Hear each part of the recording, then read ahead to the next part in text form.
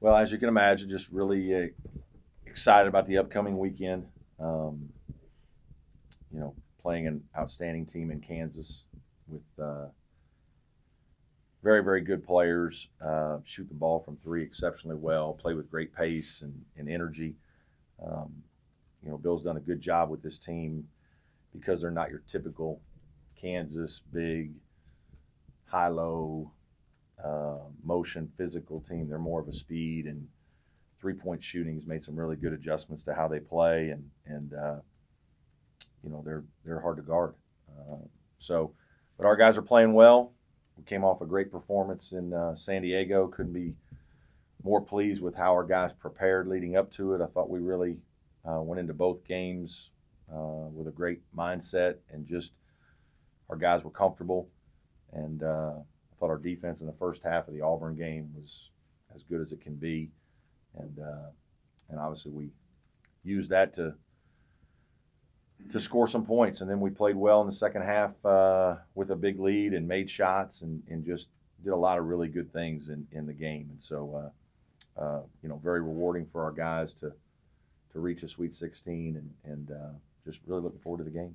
Newman has had a really good tournament so far for Kansas. What makes him so tough to defend? Big, strong, powerful player that can drive it and make threes. That's I'm not sure how to pronounce the other kid's name, Svi. Both those guys on the wings are dynamite at attacking closeouts and scoring off the catch with a shot or drive.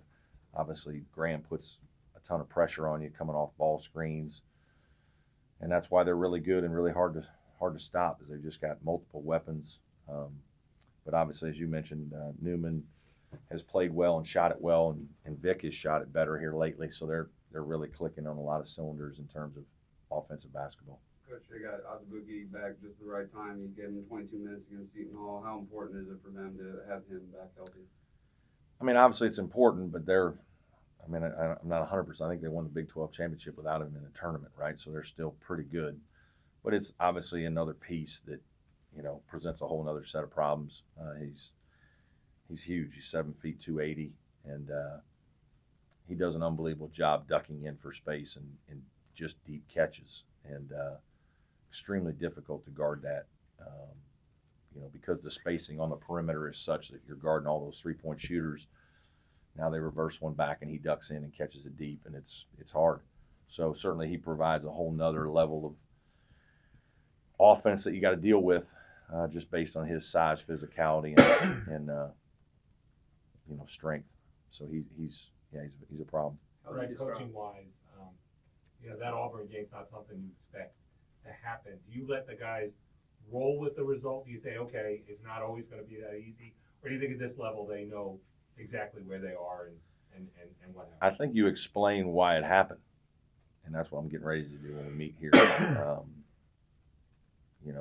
In the next 10 minutes, is show them clips of what you did to make that outcome possible.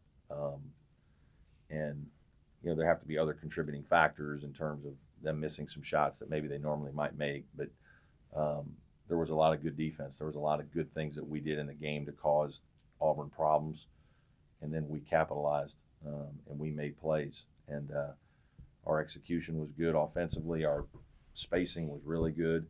Our pace was good.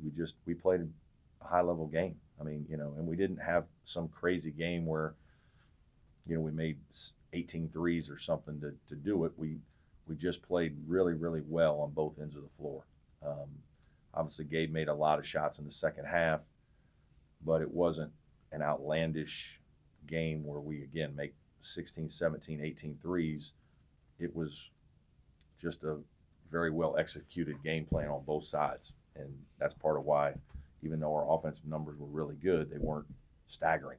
Our defensive was really good. But you guys are making shots, and when you make shots, you win games. That's not a luxury that you've had with a lot of teams that you've had before. How have you been able to blend the consistency with that solid defense that you guys have had? Yeah, I don't, obviously the last 2 years we've had more offensive weapons. And we talked about how that was something we were looking to do. And through recruiting, and we've done a better job of recruiting more different guys that can score. And because of that, we're harder to guard, and we play a little faster, and we score a few more points. For sure, last year's team just wasn't as good defensively. It was hard to get them to do all the things that I wanted them to do, and ultimately I couldn't get them to do it every time. And so we found ourselves in difficult games, close games, and we couldn't always outscore somebody and win. And this year's team, for whatever reason, maybe it's because of some of the close losses last year, maybe it's better coaching, better leadership, whatever it is, combination of all of it, we've attracted their attention to understand that the defense is really important. And if we continue to guard at a high level, we can be really good because we can score. And, our defensive numbers in most categories are really high. And, we're top 20 in a lot of categories. And, that's why you have performances like Sunday. Right. Is that the most impressive thing to you about this whole team, the whole year, that a bunch of offensive-minded guys, as you said last year, it's hard to get them to play defense, Yeah. that they've bought into? I think in some ways, yes, that's part of it. That's part of our success. The improved defense of Elijah Thomas, Sheldon Mitchell, better defense. I don't know if he's healthier maybe than he's been, and trying to really do more in that area. I do think Amir tries really hard on the defensive end. David Scara is a good defensive player. So those are added benefits. I do think Gabe's tried harder this year. Marquise, it's something that we've, really harped on. So I think there's been a concerted effort on our players' minds, and some of that is because they want to win after all the close losses.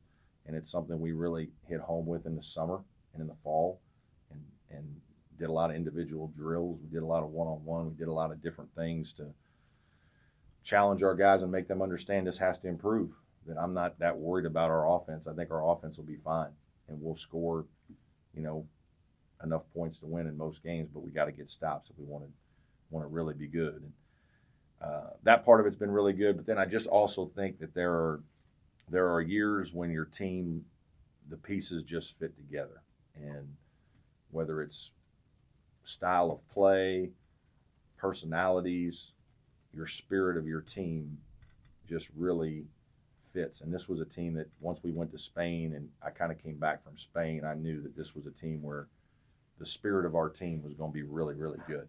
And if we could get better as basketball team together, we wouldn't have issues with that we would be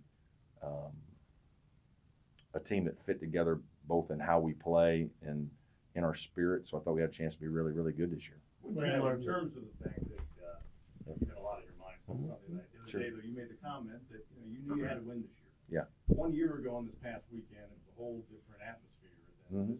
Can you at least speak to the fact of reflecting on, you've saved it here, for lack of a better term? I guess I wasn't as worried as most. I probably should have been. Maybe I was being naive. I don't know. But I also think that I'd had enough conversations with my boss throughout most of the year that, I felt okay. Now, that doesn't always change things. I mean, I think way too much by everyone was made out of the second half of an NIT game. I think like that would have been the biggest overreach in the history of a lot of things. It's college sports with 18 to 21-year-old kids, and you're going to have a bad half, and I'm going to coach bad for a half, or whatever happened in that 20 minutes that we lost it. But if you dig deeper into what's really going on in a program and know what's going on in a program, then you just make decisions of whether to keep guys, let guys go, or whatnot. So I was more confident in my bosses that one bad half wasn't going to be this lasting impression on somebody's mind, that they would, have more reflection and dig deeper into everything that was going on in our program and see everything that had happened over the last 5 years. Now, obviously this is very rewarding to get to this point. But this isn't just one season. Like I'm also, it's a group of players that I greatly cherish because of what we've been able to do this year and how we've done it, and to be able to do it with their attitudes has been unreal. But this has been more than a 1-year deal. This has been a long struggle to get to this point. This didn't just happen with this team this year. This happened because of the facility and all the things that have gone into it and all the hours. And that's part of why I think I was retained. It wasn't one bad half of basketball. So for whatever that's worth. But in terms of, and again, I know you want to get 4 more wins, it would be human nature, though, especially what you just accomplished this past weekend, to kind of exhale and think, Yeah, I mean, I don't think so. Not if you're a competitive guy. I mean, I've always dreamed of taking a team to the Final Four. I mean, it's what I want to do as a coach and try to win a national championship. And I said that in my interview here. I told my bosses that that's what I wanted to do at Clemson. I think we can do it. And there's a lot of people saying that, though. It's really hard, no question. And I probably have a deeper understanding of that, having been here 8 years, of how hard it really is.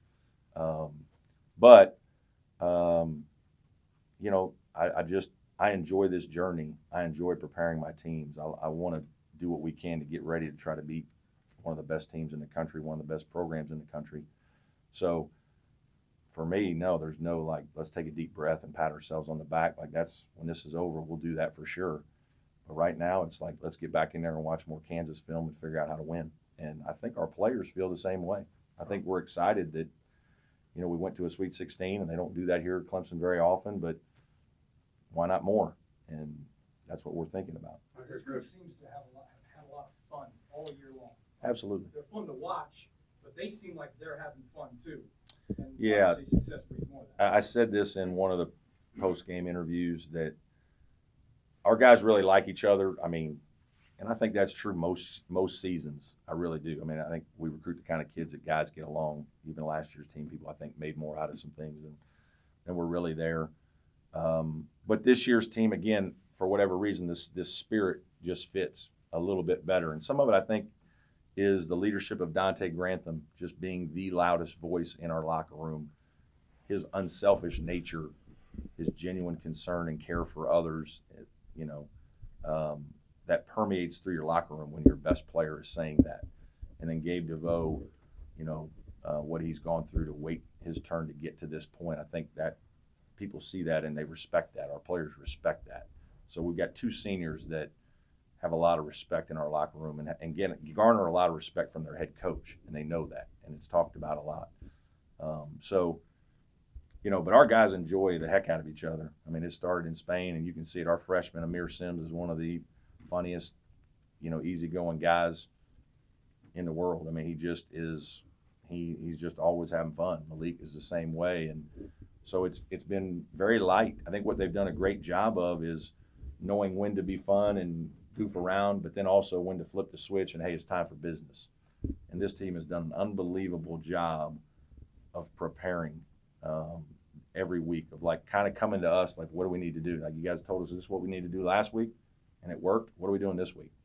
They almost want that information. They're ready to use that information, to win. And that's the part about being coachable. This group has been extremely coachable, hungry to be coached, to be better, and hungry to figure out how to be successful together. And I think that part has been unique and a lot of fun. Right, You you mentioned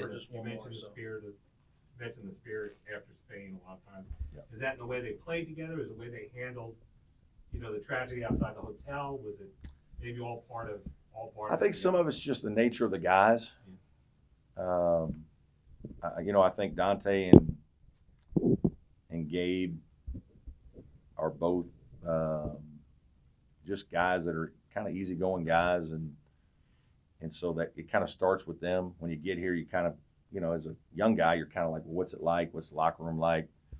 What are the older players? How do they act? And I think that they're so relaxed and just easygoing, easy-natured guys that it starts with them. And then the more guys have fun together, you go on a trip like that strengthens the bond a little bit, and now we just kind of enjoy it. And then obviously the winning helps. You start winning a few games, and it's easier to smile and to enjoy the journey a little bit. It's harder and I said this many times, what last year's team didn't get enough credit for is when you get your heart ripped out in the last 15 seconds of 5 games, and then next week you guys want to get out there in front of the Lions again, and you got to go do that again.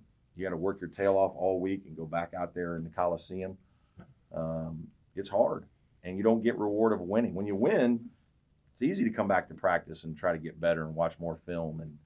But when you lose on a last-second shot, or you make a mistake, and then you have to go back out time after time after time, that is hard.